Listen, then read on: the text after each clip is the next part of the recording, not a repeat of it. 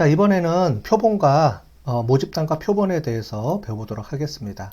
우리가 지금까지 모집단의 값을 아는 게 중요하고 그 값을 알기 위해서 표본을 뽑는다 그랬죠?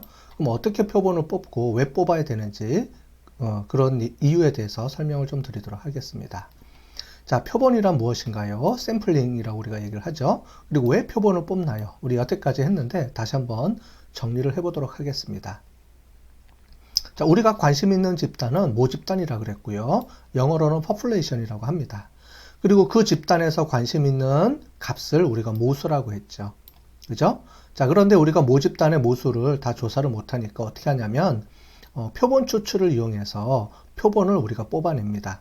다 전체 대상을 다 조사를 못하니까요. 우리 일정 수준의 샘플을 뽑는 거죠. 그래서 통계학에서는 대문자는 모집단을 주로 의미하고요. 소문자는 샘플을 의미합니다. 그래서 대문자 N은 모집단 전체, 우리가 알고 싶어하는 전체 집단의 개수를 의미하고요. 표본은 스몰 n으로 표시해서 우리가 뽑은 샘플의 개수를 의미합니다. 자, 이렇게 표본 추출을 통해서 자료를 수집하는데요. 그럴 때 어떻게 뽑느냐면은 다양한 방법을 이용해서 뽑는데 확률을 기반으로 한 확률 추출 방법이 있고요. 그 다음에 비확률 추출 방법이 있습니다. 자, 어떻게 표본을 추출하는지 그런 부분들을 조금 이따 배워보도록 하겠습니다.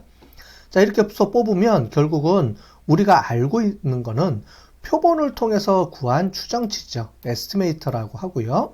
또는 스태티스틱스라고도 하고요. 통계량이라고 부릅니다. 자, 그래서 이렇게 뽑은 요 값들 있죠? 평균, 시그마, 표준 편차, 비율, 요런 값들이 있는데 이 값들이 우리가 알고 싶어 하는 값은 아니에요. 다만 이 값들은 모집단의 값을, 즉 모집단의 모수를 추정하는데 필요한 그런 데이터 값이라고 볼 수 있습니다. 결국은 우리는 알고 싶어 하는 거는 모집단의 모수죠. 그래서 평균은 뮤라고 하고요. 비율은 파이로 표시하고 표준 편차는 시그마라고 표시를 합니다. 여러분들이 수학 시간에 배웠던 이런 개념들인데 이 개념들은 모집단의 값, 우리가 진짜로 알고 싶어하는 이 값들을 의미하는데 실제로 이 값들을 아는 거는 거의 불가능합니다. 예, 특별하게 모집단의 값을 알 수 있는 방법은 없죠. 왜냐하면 모집단 자체를 우리가 다 조사를 할 수 없기 때문에 그렇습니다. 우리 가정 자체가 그거였죠. 모집단을 다 조사를 못하니까 표본을 뽑는다고 했잖아요. 그죠? 그래서 우리가 표본을 뽑는 건데 모집단의 값을 알면 우리가 표본을 추출할 필요가 없겠죠, 당연히. 그래서 우리는 이 모집단의 값을 추정해서 알고 싶은 거죠. 그때 필요한 게 통계적 추론 방법을 쓴다라고 하는 건데 추정과 가설 검정 방법을 쓰고요. 추정과 가설 검정 방법은 이 이후에 우리가 뒷부분에 가서 배워보도록 하겠습니다. 자, 그래서 그거를 우리가 뭐라고 그러냐면 일반화라고 부릅니다. 표본의 값을 가지고 우리가 모집단의 값을 유추해낼 때 이 표본의 값이 모집단의 값을 대표할 수 있느냐, 이걸 우리가 일반화라고 부릅니다. 좀 더 구체적으로 좀 설명을 드릴게요. 모집단은 관심 있는 연구 대상 전체의 집합을 의미합니다. 모든 사람을 얘기하는데 무한 모집단이 있고요, 유한 모집단이 있어요. 무한 모집단은 크기가 무한할 경우에 우리가 알 수가 없어요. 왜냐하면 전 세계 인구, 지금도 1초에 몇 명씩 우리가 아기가 태어나고 또 몇 명씩 죽죠. 그렇기 때문에 도저히 이거는 우리가 인구를 알 수가 없습니다. 그래서 이거를 무한하다고 얘기를 하고요. 또는 여러분들 커피 자판기다. 그럼 커피 자판기가 몇 개까지 생산해낼지 아무도 모르죠. 계속 커피 자판기에서 커피를 뽑아내니까 이 커피 자판기가 없어질 때까지 우리가 커피의 개수를 우리가 셀 수가 있는데 도저히 우리가 알 수가 없습니다. 자, 그런데 또한 모집단의 크기가 유한한 경우도 있죠. 우리 KC 대학교 재학생 수 그러면 이미 딱 정해져 있잖아요. 그죠? 1, 2, 3, 4학년 우리 재학생 수가 딱 정해져 있기 때문에 이런 경우는 유한하다고 할 수 있습니다. 유한 모집단은 우리가 측정이 가능하지만 무한 모집단은 측정을 우리가 할 수가 없죠. 아예 그 자체가. 그 다음에 유한 모집단이 너무 클 경우에는 우리가 측정을 못하는 경우도 있고요. 자, 그래서 전수조사라고 우리가 얘기하면 모집단 전체를 다 조사하는 경우를 얘기합니다. 유한 모집단일 경우에 특히 규모가 작을 경우에는 우리가 전수조사를 할 수 있는 거죠. 예를 들자면 지금 이 수업을 듣고 있는 경영통계 수업을 듣고 있는 뭐 A반, B반 학생 수. 저는 그 학생 수를 알고 싶다 그러면 그 학생 전체가 다 우리가 대상이 될 수 있죠. 그래서 제가 설문을 돌려서 여러분들이 설문에 응답을 하면 그거는 전수조사가 되는 거죠. 네. 그런 경우에 모집단의 수가 작을 경우에는 우리가 전수조사가 가능하지만 그렇지 않을 경우에는 전수조사가 불가능합니다. 그래서 전수조사는 실제로 어려움이 있어요. 특히 무한 모집단일 경우에는 우리가 알 수도 없고요. 유한 모집단일 경우에는 너무 많으면 우리가 조사도 불가능합니다.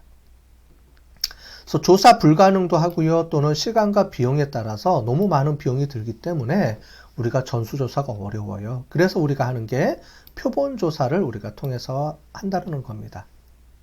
우리 여론조사에서 봤던 것처럼 4,200만 명 다 조사하지 않고 1,000명, 200명만 갖고서도 충분히 우리가 모집단의 값을 예측해낼 수 있다는 거죠. 물론 통계적 기반으로 우리가 추출하고 그거를 구했을 때를 의미합니다. 그래서 통계를 배우는 거예요. 그냥 막무가내로 표본을 조사하면 안 됩니다. 이런 통계적 기법과 이런 표본 추출 방법, 다양한 이론을 알고 있을 때 그 이론을 기반으로 한 사람들이 이거를 조사를 할 경우에는 신뢰가 할 수 있다. 이런 말이지 아무나 우리가 이 전문가가 아닌 사람들이 뽑은 조사를 가지고 우리가 신뢰할 수는 없죠. 네. 자, 그래서 우리가 표본이라고 부르는 거는 실제로 조사돼서 측정되는 그 집단인데 분명히 모집단의 일부입니다. 자, 표본을 뽑는데 우리가 모집단의 일부에서 뽑아야지 전혀 다른 사람을 뽑으면 안 되겠죠. 자, 대통령 선거 조사를 하는데 대한민국 국민, 특히 선거인 명단에 들어가 있는 4,200명만 딱 그 중에서 뽑아야지. 만약에 대한민국 국민인데 9살짜리를 우리가 대상으로 조사한다. 이거는 말이 안 되죠. 또는 외국인을 대상으로 한다. 말이 안 되죠. 자, 그래서 표본은 항상 우리가 알고 싶어하는 모집단의 그 중에서 일부분을 당연히 뽑아야 되는 겁니다. 이거는 상식이죠. 그 다음에 표본조사는 표본으로부터 뽑아서 한 조사 값을 얘기하는데 우리가 할 때 다양한 방법을 씁니다. 처음에 실험조사할 수도 있죠. 그래서 이공계 계열, 의대나 약대나 이런 데서는 실험조사를 통해서 우리가 실험실에서 이런 상황을 세팅해 놓고 실험을 해서 그 실험 결과를 우리가 할 수도 있고요. 또 한 가지는 조사, 서베이라고 얘기하는 것. 우리가 많이 하는 것처럼 여론조사라든가 아니면 설문지 응답을 통해서 조사하는 것을 서베이라고 합니다. 그러니까 실험실에서 연구하는 조사, 실험실 결과에 의해서 나온 결과도 있고 서베이를 통해서 우리가 하는 결과도 있고 또 한 가지는 또 출판 자료가 있어요. 통계청이나 이런 데 보면 이미 조사해 놓은 자료가 있습니다. 그 자료를 이용해서 우리가 다시 재분석할 수도 있어요. 예, 이런 자료들이 우리가 연구하는 통계의 자료가 될 수가 있습니다. 자, 모수입니다. 모수와 통계량을 구분하는 거죠.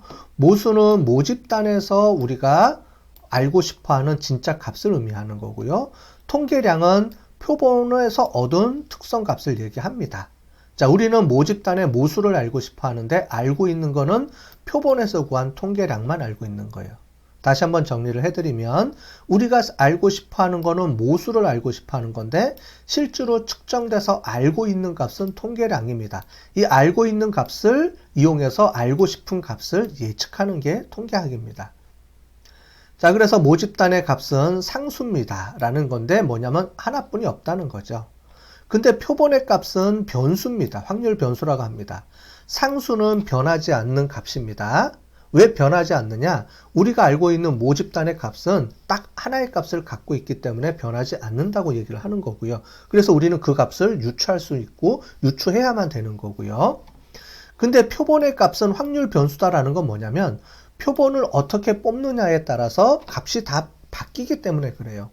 우리 여론조사 샘플에서 보신 것처럼 A라는 조사기관에서 했을 때 값과 B라는 기관에서 조사했을 때 값이 다 틀려요. 그래서 통계량은 진짜 모수가 아니기 때문에 계속 바뀝니다. 그래서 통계량은 이렇게 변하는 값이라는 거죠. 그 변하는 값을 이용을 해서 우리가 모집단의 값을 예측해낼 수 있는 겁니다. 당연히 표본 오차라는 개념을 이용해서요.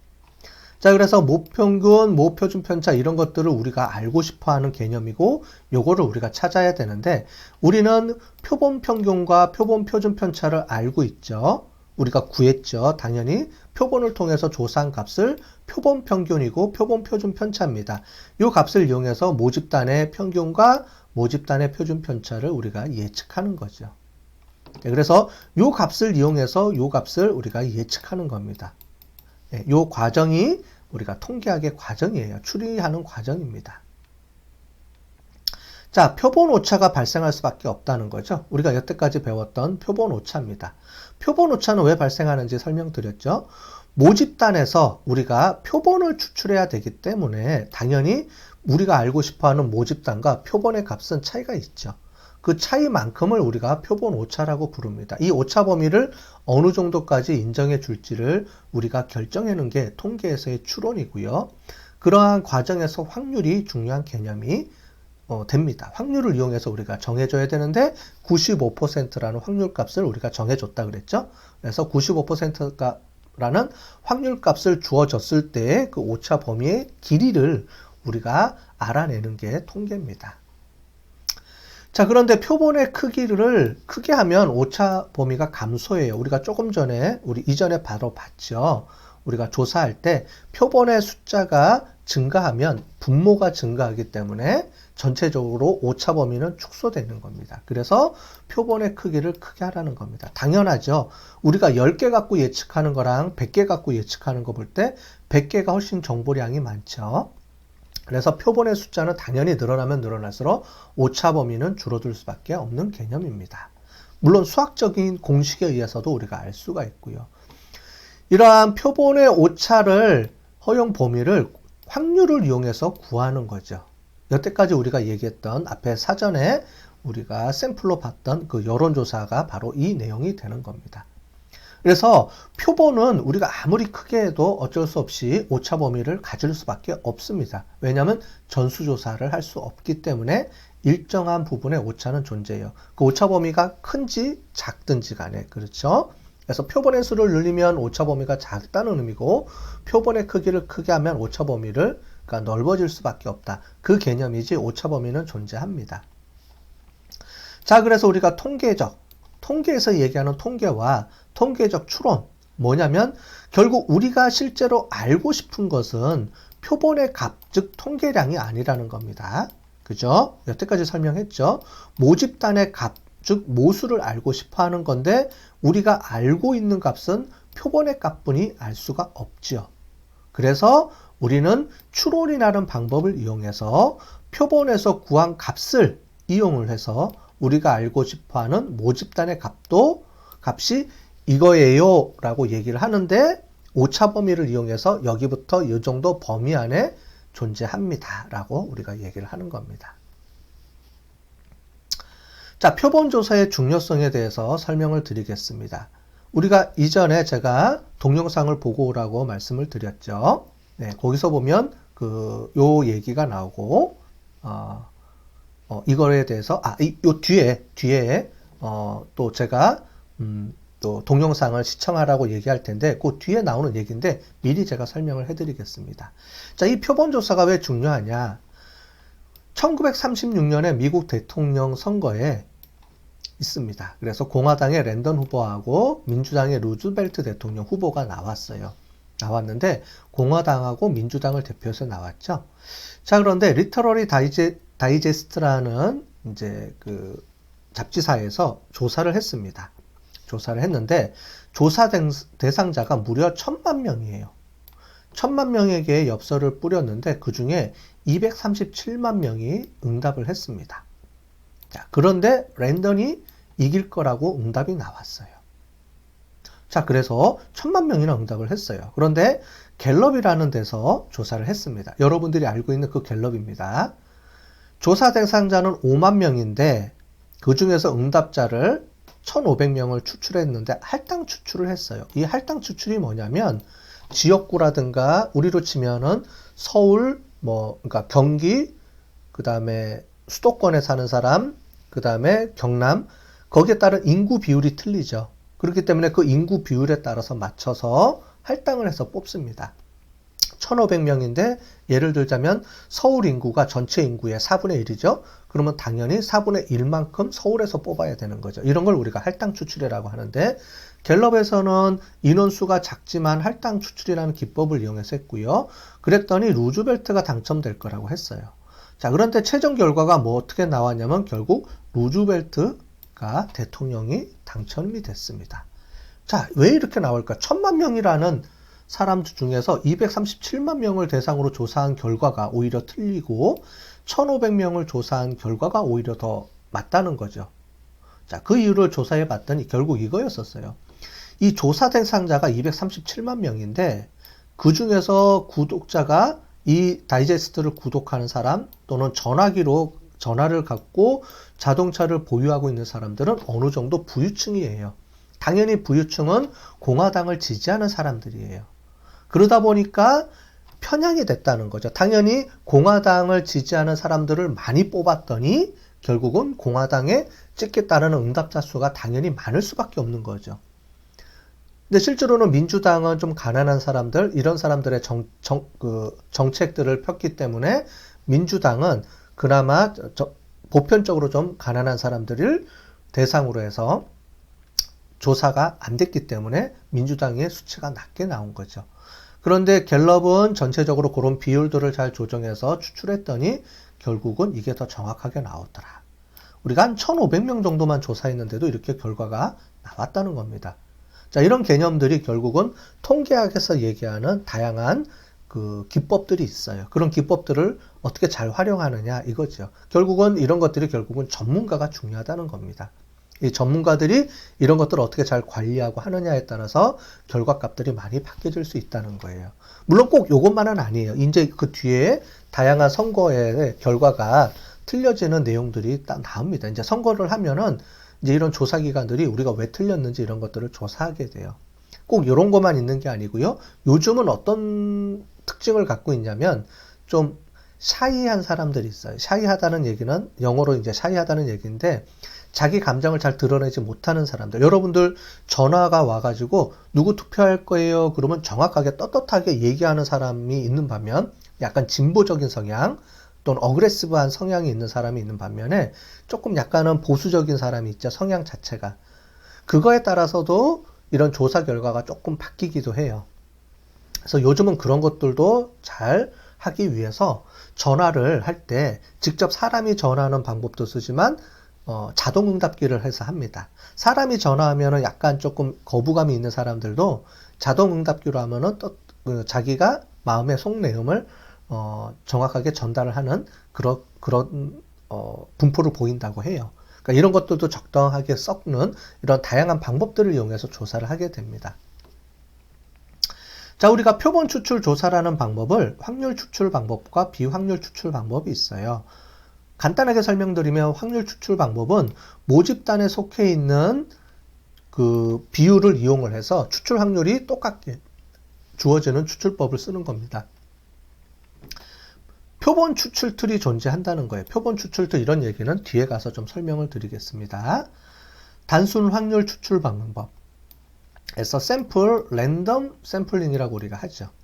그래서 무작위 추출이라고 하는데 여기서 얘기하는 무작위는 확률을 기반으로 한 무작위 추출입니다. 우리가 알고 있는 아무렇게나 뽑는다는 의미가 아니에요. 사람들이 많이 잘못 이해하고 있는데 랜덤 샘플링이라 그러면 확률을 기반으로 한 샘플링이지 그냥 여러분들 조사자 마음대로 조사하는 개념이 아닙니다. 그 다음에 계통 추출법 또는 층화 확률 추출법. 여러분들이 많이 하는 게 스트레이트파이드 층화 확률 추출법이에요. 그 다음에 집락 추출법 이런 것들이 있는데 집락 추출법들은 언제 많이 쓰냐면 우리가 무슨 조사할 때 센서스 조사나 이런 거 할 때 많이 씁니다. 비확률 추출 방법은 추출 단위 즉 추출 툴이 모를 경우에 이용하는 건데 편의 추출, 할당 추출, 포커스 그룹 추출 이런 것들이 있습니다. 요거는 조금 이따 설명을 또 드리도록 할게요. 기본 단위가 있습니다. 그 다음에 추출 툴이 있어요. 자, 기본 단위는 뭐냐면은 어떤 것들을 우리가 모집단으로 할 것이냐에 대한 부분입니다. 자, 그래서 여론조사 할 때 뭐 개인을 대상으로 할 것이냐 이렇게 최소 단위가 되는데 이거는 뭐 기본적인 얘기고 우리가 알고 싶어 하는 건 추출틀이죠. 추출틀은 뭐냐면 모집단에 명단이 있는 경우를 우리가 추출틀이라고 합니다. 만약에 우리가 조금 여론조사다 한다 그러면 여론조사 명부 그 다음에 우리 KC대학교를 조사한다 그러면 KC대학교 학생 명부가 있죠. 이런 것들을 우리가 추출틀이라고 합니다. 그 중에서 목표 모집단이라고 얘기하는데 모든 사람을 다 샘플링 할 수 없으니까 그 중에서도 뭘 할 것이냐 이거를 우리가 목표 모집단이라고 하고요. 그 중에서 또 우리가 실제로 조사가 가능한 사람들 그 사람들을 우리가 조사 모집단이라고 얘기를 합니다. 전화번호가 없는 사람들도 있겠죠. 그죠? 뭐 이런 것처럼 우리가 최소 이제 조사 모집단이 우리가 결정이 되는 거고요. 그래서 여론조사 할 때 보면 우리가 42만 명을 다 4,200만 명을 다 조사를 못하니까 그 중에서 전화번호부가 있고요. 그 중에서도 우리가 층화표본이라든가 다양한 방법을 이용해서 실제로 전화를 할 사람들을 한 10,000명 정도 이렇게 모집합니다. 그리고 그 사람들한테 전화를 해서 최종 2,000명을 전화 조사를 하게 되고 1,000명을 전화 조사를 하게 되고 하는 방법을 쓰게 됩니다. 자, 그러면 하나씩 한번 배워보도록 하겠습니다. 먼저 단술 확률 추출 방법입니다. 랜덤 샘플링이라고 하고요. 자, 우리가 알고 있는 랜덤의 의미는 아무렇게나 라는 의미가 있는데 그게 아닙니다. 아무렇게나 랜덤이라는 의미는 뭐냐면 추출하는 사람의 어떤 자기의 의지, 추출하는 사람이 본인이 원하는 대로 뽑는 것을 배제한다라는 말입니다. 그래서 모집단을 구성하는 요소 하나하나가 뽑힐 확률이 모두 동일한 상황에서 뽑는 방법을 우리가 얘기를 합니다. 당연히 모집단 전체에 대한 추출 틀이 있어야 되고요. 그 다음에 난수표를 이용한 샘플링 이런 것들을 하게 됩니다. 자, 예를 들어 볼게요. 자, 입장 전에 행운권을 준다는 거죠. 자, 그러면 입장권을 우리가 행운권 추첨을 할 때 여러분들 들어갈 때 입장권을 조금 찢어가지고 우리가 행운권 번호를 다해서 바구니에다 다 집어넣습니다. 그죠? 자, 그러면 뭐 100명이 들어왔다. 그럼 100명 중에 1명을 무작위로 행운권을 추첨한다. 그럴 경우에 여러분들 번호를 다 갖고 있죠? 1번부터 100번까지 100명이 다 있을 거예요. 그 사람들 중에서 이 그릇 안에 번호가 1번에서 100번까지 있어요. 이걸 추출틀이라고 볼 수 있고요. 우리가 막 휘저어서 안 보고 한 명을 뽑죠. 자, 그러면 내 의지가 들어가지가 않죠. 그죠? 내 주관이 안 들어가 있어요. 그래서 이 100명은 뭐 저나 누구나 나이가 많은 사람이나 적은 사람이나 남자나 여자나 상관없이 동등한 입장에서 100분의 1이라는 확률을 가지고 뽑히겠죠. 당연히. 자, 이거를 우리가 단순 확률 추출. 그 다음에 나의 의지랑 상관없이 모든 사람이 동일하게 100분의 1이라는 확률을 가지고 뽑는 그런 것들을 우리가 의미하는데요. 만약에 행운권을 나눠주고 뽑을 때 제가 이렇게 보고 임의대로 번호를 하나를 임의로 해서 뽑아요. 그럼 당연히 이거는 랜덤하지가 않다는 거죠. 그런 의미에서의 랜덤입니다. 어떤 모든 사람들의 의지나 이런 게 없이 100분의 1로 동일한 조건 하에서 모든 사람이 동일한 조건 하에서 뽑힐 확률을 우리가 단순 확률 추출이라고 하는 겁니다. 그런 세팅을 만들어 놓고 추출을 하는 거를 단순 확률 추출이라고 하는 거예요. 예를 들어 보면 현대카드 소비자가 1,000만 명이 있습니다. 이 1,000만 명 중에 우리가 한 10,000명을 뽑고자 합니다. 그러면 10,000명을 난수표라는 걸 이용해서 샘플링을 해요. 난수표는 임의의 번호를 생성해 주는 겁니다. 그래서 10,000명의 번호를 쭉 생성해서 1,000만 명 중에 번호를 쭉 생성해서 그 중에 10,000명 단위로 우리가 잘라주면은 그렇게 되는 거죠. 네. 이런 거를 이제 컴퓨터에 의해서 난수표를 위한 샘플링을 하게 되면 내 의지가 안 들어가죠. 컴퓨터가 자동으로 랜덤하게 샘플링을 해주는 거니까요. 그런 거를 우리가 단순 확률 추출이라고 하는 거예요. 그죠? 여기도 마찬가지로 이렇게 우리가 추출하는 방법입니다. 자, 그런데 단순 확률 추출을 해야 될 경우도 있고 그렇지 않을 경우도 있어요. 경우에 따라서 다 틀립니다. 그래서 어느 것들을 어떤 때 적당하게 뽑는지가 중요한 거지 뭐 단순 확률 추출이 뭐 좋다 나쁘다 이런 건 아니에요. 경우에 따라서 우리가 쓸 수 있는 다양한 추출 방법을 우리가 경우에 따라서 써야 되는 겁니다. 계통 추출법이 있어요. 이 계통 추출법은 여러분들이 많이 보는 겁니다. 여러분들 중고등학교 때 혹시 뭐 그 번호가 있죠. 만약에 선생님들이 질문을 할 때 오늘 며칠이야? 그러면 3번, 13번, 23번 이렇게 호출해서 뭐 시험 문제를 풀게 하거나 뭐 이렇게 하는 경우가 있겠죠. 그런 걸 우리가 개통추출법입니다. 그래서 보통은 일정한 간격마다 들어오는 거를 뽑아서 쓸 때 쓰는 거예요. 그래서 표본 추출 단위가 클 때도 이용을 하고요. 그 다음에 예를 들자면 형광등 불량품을 우리가 조사를 하는데 5,000개가 들어있는 하나의 슬럿이 있습니다. 슬럿이라는 건 물건을 담겨져 있는 그 전체 통을 얘기합니다. 5,000개가 담겨져 있는데 그 중에서 20개를 샘플로 추출할 때 그 중에서 뭐 7번을 선택했다. 그러면 번호가 쭉 5,000개가 쭉 일렬로 있겠죠. 그 중에 7번째 거 뽑고 그 다음에 257번째 거 뽑고, 왜냐면 5,000개 중에 20개 샘플을 뽑으려고 하니까 우리가 250 단위로 뽑으면 되죠. 250개 중에 하나씩 뽑으면 되니까 7번을 뽑았다 그러면 257번 뽑고 그 다음에 여기다 250번을 더 더해서 507번을 뽑고, 이런 식으로 해서 쭉 20개를 뽑을 수가 있겠죠. 뭐 이렇게 하는 경우도 있고요. 또는 모집단이 무한 모집단일 경우에, 예를 들어서 우리가 K 레스토랑 손님 만족도 조사를 한다 그러면은 우리가 누가 올지를 모르잖아요. 그죠? 그러니까 쭉 기다렸다가 10번째 오는 손님한테 설문조사하고 그 다음에 또 10명 지나서 또 그 다음 20번째 또 손님한테 또 설문조사하고, 이런 경우가 쓰이겠죠.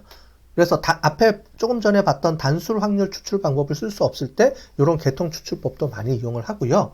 또 언제 많이 쓰냐면 여러분들 대통령 선거가 끝나면 투표하고 나서 나오는 사람을 사전 출구조사합니다.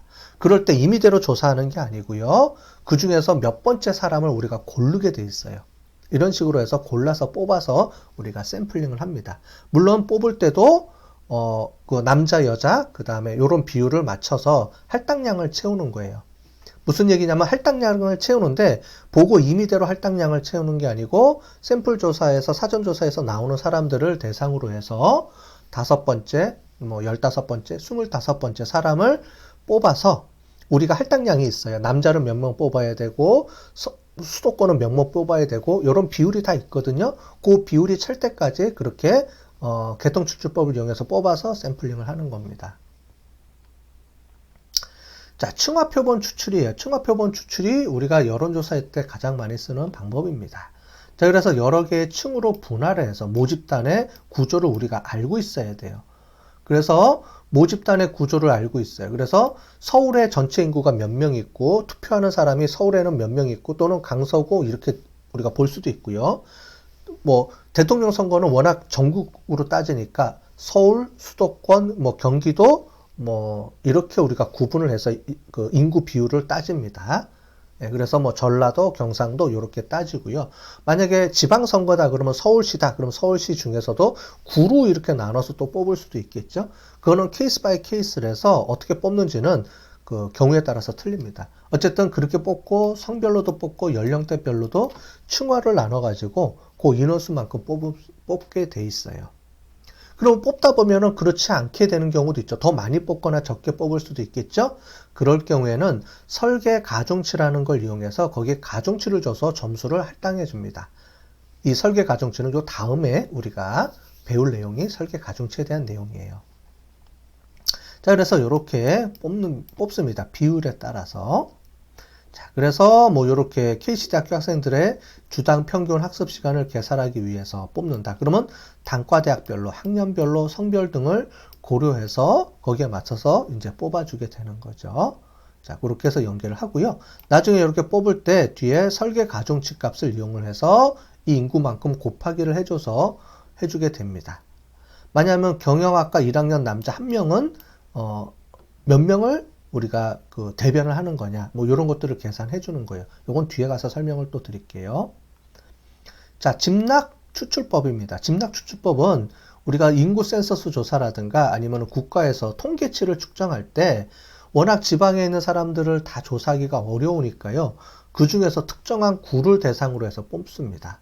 만약에 경상도다. 경상도에 특정한 사람을 뽑아야 되는데 랜덤하게 뽑는 게 아니고 서로 인접한 단위들을 군집을 만들고요. 말하자면 경상도 중에서도 무슨 구, 그 구에서도 어떤 특정한 가구, 이렇게 해서 몇 개의 가구를 선택해서 이렇게 쓰게 되는 거지 돌아다니면서 평균적으로 골고루 이렇게 뽑을 수가 없어요. 그럴 경우에 쓰는 게 집락추출법입니다. 그래서 집락추출법은 대표구를 선택하는 거예요. 예를 들자면. 자, 사례를 들어볼게요. 그래서 서울에 있는 대학생 월 평균 용돈을 추정하는데 서울에 있는 모든 대학들을 다 일일이 그 대학들을 다 조사하면서 몇 명씩 샘플을 하기가 어려울 경우에는 대표를 선정합니다. 대표 대학을 선정해서 그 대표 대학의 학생을 대상으로 조사해서 서울을 대표할 수 있도록 만들어주는 거예요. 모집단은 서울에 있는 56개 대학의 전체 대학생들이죠. 근데 56개 대학을 다 조사하는 게 아니고 그 중에서 무작위로 몇 개 대학을 추출하는 거예요. 그거를 우리가 PSU라고 부르는데 그 중에서 추출을 해서 그 학생들이 서울에 있는 대학생을 대표하는 사람이 되는 겁니다. 자, 그럴 경우에 많이 씁니다.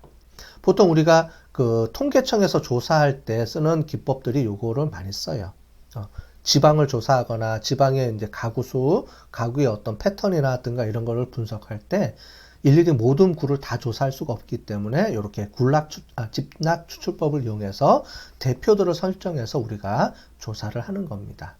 표본 추출틀을 모를 경우에, 그 다음에 조사 단위가 너무 산재해 있을 경우에, 뭐 경상도 전체를 조사해야 된다 그럴 경우에는 조사 비용이 너무 많이 들어가는 경우에 이렇게 대표를 설정해서 하는 방법들도 많이 쓰입니다.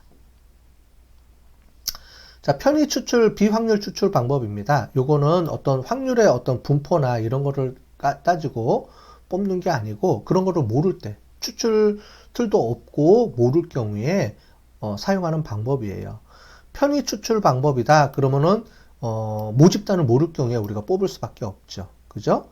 만약에 여러분들이 우리가 화장품 회사인데 화장품 회사에 그 대상을 조사한다. 그러면은 물론 우리 회사 화장품을 이용하는 사람들이다 그러면 우리 회사 화장품 매장에서 온 손님을 대상으로 조사할 수 있겠지만 나중에 우리가 미래 고객을 예측한다 그러면 미래 고객은 우리가 예측할 수가 없잖아요. 그럴 경우에는 종로라든가 이런 데 많이 다니는 사람들, 우리가 20대를 대상으로 해서 신상품을 개발한다. 그러면 종로 같은 데 나가면 20대들이 많이 모이겠죠? 그런 곳을 대상으로 해서 거기서 다니는 사람들을 임의로 선출해서 우리가 조사하는 경우도 있습니다. 그죠? 그럴 경우에 우리가 편의 추출 요렇게 우리가 얘기를 하는 거예요. 그 다음에 할당법도 있고 그 다음에 포커스 그룹 인터뷰도 있고 이런 것들을 이용해서 우리가 한다. 이렇게 보시면 좋을 것 같습니다. 자, 우리 선거 여론조사 이 중앙선거관리위원회에서 만든 게 있는데 우리가 이전에 봤던 거는 샘플 조사에 대한 오차 범위를 우리가 잘 설명을 해놨고요. 지금 서론조사에서 요 두 번째 편은 주로 아까처럼 우리가 어떻게 하면 샘플링을 잘 하느냐 이런 방법에 대해서 설명이 잘 되어 있습니다. 제 수업을 쭉 들었으니까 요거를 가지고 보시게 되면 정리가 잘 될 거예요. 자, 시간이 없더라도 요거를 꼭 한번 보시고 요거를 동영상을 잘 보시기를 바라겠습니다.